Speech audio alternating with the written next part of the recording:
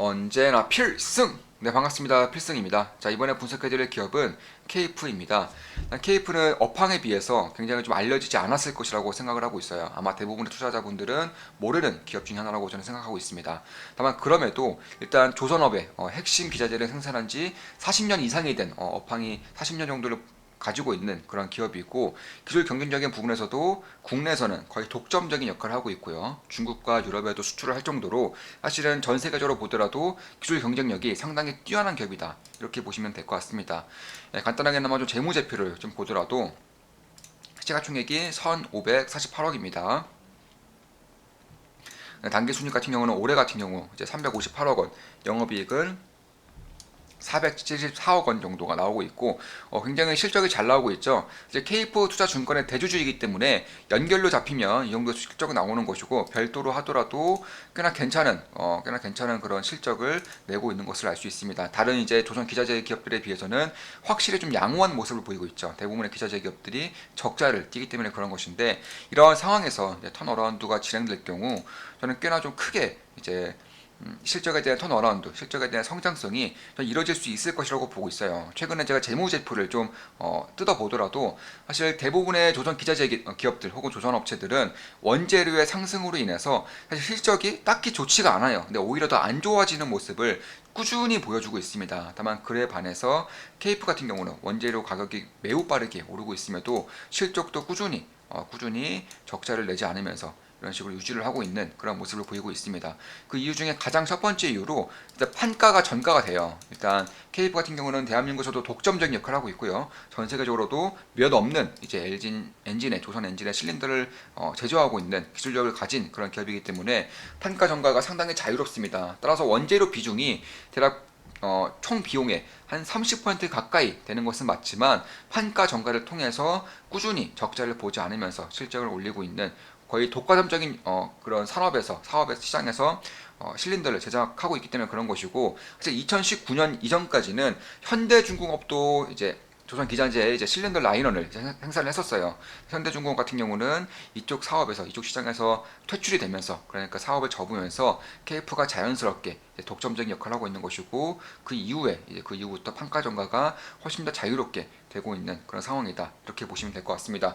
그렇기 때문에 국내 거의 유일의 이제 실린 라이너 대표 업체이기 때문에 이제 가격 전가가 충분히 이제 이루어지고 있고요. 이런 것을 봤을 때에는 조선업종에 대한 업황만 보더라도 KF의 실적을 꽤나 정확하게 이제 파악할 수 있는, 그리고 어떻게 보면은 분석이 꽤나 좀 쉬울 수 있는 그런 기업 중 하나라고 저는 개인적으로 보고 있습니다. 사실 이렇게 독과점적인 역할을 하게 되기까지에는 과정이 순탄치는 않았죠. 사실 중국 기업들도 마찬가지고, 한국 기업들과 같은 경우도 거의 대부분의 중소기업들은 도산을 했습니다. 파산을 했고, 남아있는 기업들도 제 상태가, 그러니까 좋은 상태가 아닌 그런 상황임에도 케이프 같은 경우는 중국에도 납품을 하고, 유럽이라던가 혹은 한국에도 이제 납품을 하고 있는 그런 기업이죠. 사실상 이제 전 세계 대표 대표 이제 도면을 설계하는 엔진 설계 업체죠. 맨파워라던가 혹은 뭐 현대중공업 그룹, HSD 엔진, 뭐 중국 같은 경우도 뭐 기후물산이라던가 STX 그룹 같은 경우 이쪽에도 좀 납품을 하고 있기 때문에 고객 다변화가 상당히 잘 되어 있어요. 그러니까 한쪽으로만 쏠려 있지 않은 그런 고객 다변화를 이루고 있기 때문에, 그런 점을 봤을 때에도 사실 기자재 업체는 대부분 다 의뢰인 입장이 많아요. 그런데 케이프 같은 경우는 철저한 이제 각과 같은 이제 기자재 그런 공급망을 제공해주고 있다는 점에서 저는 꽤나 원재료 가격이 많이 상승하더라도 가격 전가력이 있기 때문에 실적에 대해서는 걱정을 딱히 하고 있지는 않습니다. 물론 제 모든 영상은 매도, 추천, 리딩 절대 아닌 거 다들 알고 계시죠? 참고하시면 되겠습니다.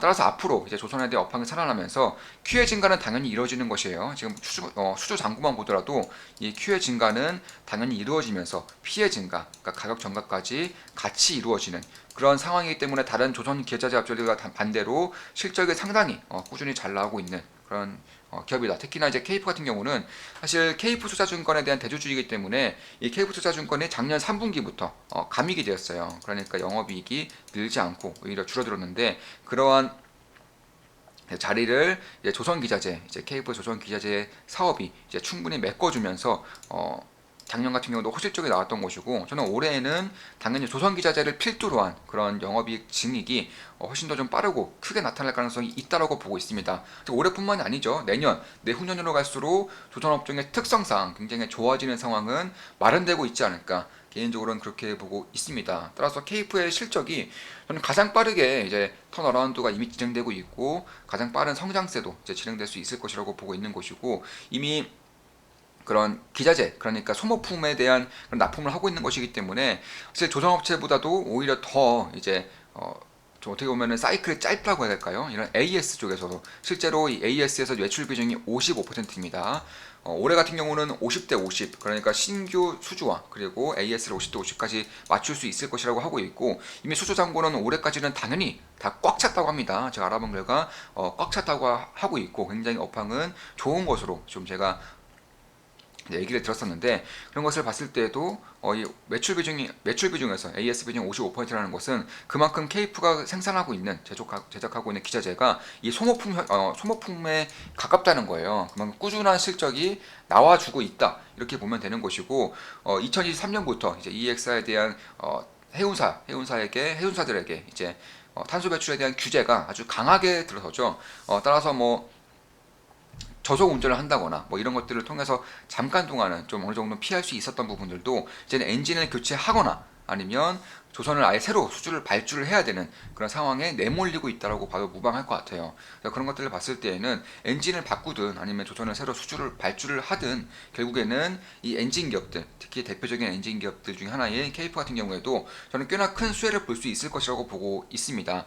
그리고 이제 LNG 추진선에 대한 수요가 굉장히 많아지고 있죠. 이제 환경 정책으로 인해서 기존에는 이제 유가 원유로만 이제 돌아가는 그런 원사이드의 그런 엔진이었다면은 이제 듀얼 엔진이죠. 이제 원유 플러스 뭐 LNG라던가 아니면 뭐 조금 더 미래로 가면 암모니아 뭐 이런 쪽으로도 가겠죠. 수소 이런 쪽으로 갈 텐데, 지금은 이 DF 엔진이라고 해서 듀얼 엔진, 듀얼 에너지 엔진이 꽤나 잘 나가고 있습니다. 그렇다면 과연 KF 입장에서 원사이드 엔진이 더 좋은 건지 아니면 원유 플러스 LNG의 듀얼 이제 에너지 엔진이 더 좋은 건지를 봐야 되는데, 10%가량 듀얼 에너지 엔진을 사용했을 때 이제 판매 마진이 더 높다고 합니다. 그러니까 예를 들어서 기존의 원사이드 엔진은 영업이익률이 10%였다면 DF 같은 경우는 20%까지 영업이익에 대한 마진이 난다는 것이기 때문에, 이쪽에 대해서도 저는 꽤나 장기적으로 KF에 대한 그런 실적이 성장할 가능성이 어느 정도는 좀 높다,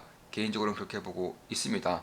따라서 그런 것들만 봤을 때에도 KF투자증권이 지금은 밸류에이션 산정이 꽤나 어려운 상황인 것은 맞지만, 결국에는 재무제표를 봤을 때 이제 KF투자증권 같은 경우도 영업이익이 250억 이상은 나고 있어요. 그리고 지분이 82%가량 되기 때문에 그런 것들 봤을 때에도 영업이익이 250억에 82% 지분이라면 지금의 KF의 그런 시가총액은 사실상 꽤나 이제 고평가는 뭐 당연히 저는 아니라고 보고 있고, 지금 보시면 시가총액 총 548억이기 때문에 어느 정도의 주가에 대한 리레이팅도 발생할 수 있는 시기가 저는 좀 더 다가오고 있는 것이 아닐까, 개인적으로는 그렇게 보고 있습니다.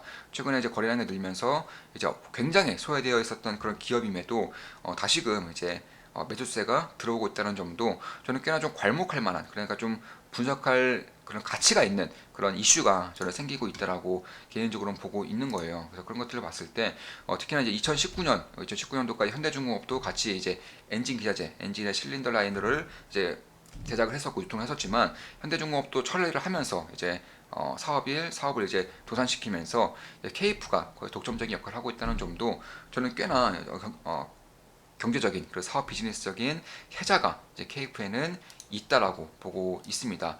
물론 제 모든 영상은 이제 매수에도 추천, 리딩 절대 아닌 거 다 달려 계시죠. 참고만 하시면 되겠습니다. 따라서 뭐 텔레그램 방에서도 제가 꾸준히 말씀드리고 있지만 저는 조선업을 굉장히 좋게 보고 있어요. 다만 지금으로서는 대략 18개월 전, 뭐 2년에서 18개월 전에 수주를 받았던 것들이 지금의 실적으로 나오고 있기 때문에, 사실상 이 수주 산업, 특히나 이 사이클이 굉장히 긴 뭐 조선이라던가 건설 같은 수주 산업 같은 경우에는 이 실적도 물론 봐야겠지만 이 수주 잔고를 봐야 한다고 꾸준히 말씀드리고 있어요. 수주 잔고. 근데 KF 같은 경우도 뭐 당연히 수주 잔고가 꽉꽉 차 있는 상황이고, 시간이 없어서 이제 더 이상 만들지 못하고 있을 정도로 사업은 굉장히 잘 운영해 나가고 있고요.